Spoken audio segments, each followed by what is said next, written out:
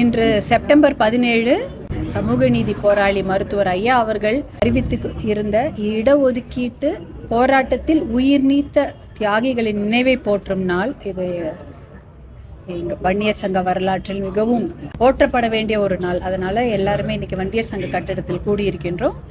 இந்த நாளை போற்றும் விதமாக இடஒதுக்கீடு போராட்டத்தில் உயிர் நீத்த 21 தியாகிகளின் உருவப்படத்திற்கு மலர் அஞ்சலியும் மெழுகுவர்த்தி ஏற்றியும் எங்களுடைய வீர வணக்கத்தை தெரிவிக்கக்கூடிய நாளாக இன்று இந்த நாள் அமைந்திருக்கிறது. காலையிலிருந்து மருத்துவர் ஐயாவும் பாட்டாளி மக்கள் கட்சியின் தலைவர் மருத்துவர் அன்புமணி அவர்களும் தொடர்ந்து நாங்கள் எல்லோருமே ஒரு பகுதியில் இடஒதுக்கீடு போராட்டத்தில் உயிர்நீத்த தியாகிகளுக்கு போற்றும் விதமாக இன்று மலர் அஞ்சலி செலுத்தி கொண்டு வருகின்றோம். காலையில் ஓமலூரில் செலுத்தியிருந்தேன், அடுத்தது மேட்டூரிலும் சேலத்திலும் நினைவு அஞ்சலி செலுத்தியிருந்தோம். இன்று தர்மபுரியில் இங்கே வன்னியர் சங்க கட்டடத்தில் எங்கள் நினைவு அஞ்சலி செலுத்தி கொண்டிருக்கின்றோம். எம்பிசி என்ற ஒரு இடஒதுக்கீடு, அதாவது மிகவும் பிற்படுத்தப்பட்ட மக்களுக்கான ஒரு இடஒதுக்கீடு என்பது 1980கள்லாம் கிடையாது, படிக்கும் போதும் கிடையாது, வேலைக்கும் கிடையாது. ஆனால் இந்த இடஒதுக்கீடு போராட்டத்தை மருத்துவர் ஐயா அறிவித்து அதற்காக மிகப்பெரிய போராட்டங்களை நடத்தி, சாலை மறியல் போன்ற தொடர் போராட்டங்களை நடத்தி தான் இந்த இடஒதுக்கீடை அரும்பாடுபட்டு 20% பெற்றோம். அந்த 20%ல் 108 ஜாதிகள் இன்று பயன்பெற்று, எத்தனையோ ஜாதியில பிள்ளைகள் பார்த்தீங்கன்னா மருத்துவராகவும் பொறியாளராகவும் காவல்துறை அதிகாரிகளாகவும் எத்தனையோ நல்ல இடங்கள்ல இன்றைக்கு அவர்கள் இடஒதுக்கீடு எம்பிசி என்ற இந்த இடஒதுக்கீடு மூலம் படித்து பட்டம் பெற்று நிறைய பேர் வேலைக்கும் போயிருக்கிறாங்க. அதற்கெல்லாம் அடித்தளமாக அமைந்தது இந்த செப்டம்பர் 17 இடஒதுக்கீடு போராட்டத்தில் இன்னுயிர்த்த தியாகம் தந்த இந்த தியாகிகள் தான். அதனால தான் இன்னைக்கு அவர்கள் நினைவை போற்றும் விதமாக அவர்களுக்கு இன்று நினைவு அஞ்சலி செலுத்திக் கொண்டிருக்கின்றோம். இருந்தாலும் அவர்களுடைய நினைவை போற்றும் விதமாக ஒரு வருடமும் இதை நாங்கள் கடைபிடித்துக் கொண்டு வருகின்றோம். இது நிறைய பேர் தெரியாமையும் இருக்கிறாங்க. எம்பிசின்றது சும்மா கடையில் போனோடனே உங்களுக்கு யாரும் தூக்கி தானமா கொடுத்துடல, அதுக்கு அவ்வளோ பேர் உயிர் நீத்திருக்கிறாங்க, அவ்வளோ பெரிய போராட்டம் நடந்திருக்குது. யாரும் திடீர்னு சரி கொடுத்துடலாமே இவங்களுக்கு மனசு யாரும் கொடுக்கல.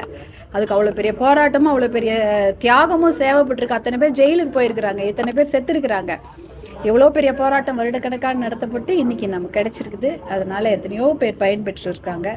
இந்த தியாகிகளுக்கும் எங்களுடைய சிரம் தாழ்ந்த வணக்கங்களையும் நன்றிகளையும் தெரிவித்துக் கொள்கிறோம். இப்போ மது ஒழிப்பு என்றால் மருத்துவர் ஐயா தொடர்ந்து அதை பற்றி தான் பேசிக்கொண்டு வருகின்றார்கள். ரொம்ப வருஷமாக மது ஒழிப்புக்காக போராட்டமோ ஆர்ப்பாட்டமோ அதற்காக பேசிக்கொண்டு வருவது மருத்துவர் ஐயா அவர்கள் தான். உங்கரான அள்ளி ஊராட்சியில தருமபுரி மாவட்டம் பொதுமக்கள் சார்பாக மனு கொடுத்திருக்காங்க. ஊராட்சி மன்ற தலைவரே அவர் தலைமையில மனு கொடுக்க, எதுக்கு மது கடையை இன்னைக்கு திறக்கிறாங்க. இப்ப நைட்டு திறக்க போறாங்களா, சரக்கெல்லாம் இறக்க போறாங்க, நைட்டு கடையை திறக்க போறாங்க. அவங்க சொல்றாங்க நாங்க எல்லாம் கிராம மக்கள் சார்பா அடிப்படை வசதிகள் தான் கேட்டோம். அடிப்படை வசதிகள் கேட்டது எங்க தப்பா, அடிப்படை வசதிகள் செஞ்சு கொடுக்கல. கடைசியில மது கடையை திறக்கிறாங்க, டாஸ்மாக் திறக்கிறதுக்கு அனுமதி வழங்கி இருக்கிறாங்க. அப்படின்னா இதுதான் நம்மளுடைய நிகழ்ச்சி. என்னன்னா ரோடு கேட்கறாங்க, பள்ளிக்கூடம் கேட்கறாங்க, ரேஷன் கடை கேட்கறாங்க, பஸ் ஸ்டாண்டு கேட்பாங்க, நிறைய குடிநீர் கேட்பாங்க. என்கிட்ட ஒரு எத்தனையோ லெட்டர் இருக்குது. ஒரு பசங்க பள்ளிக்கூடத்துல எங்களுக்கு கழிப்பறை இல்லை, ஒரே கழிப்பறை 160 மாணவர்கள் படிக்கிறோம்னு சொல்லி கேட்டிருக்கிறாங்க. அப்புறம் ஒரே கழிப்பறை தான் இருக்குது, தலைமை ஆசிரியருக்கே அறை இல்லை அப்படின்ற விஷயங்கள்லாம் சொல்றாங்க.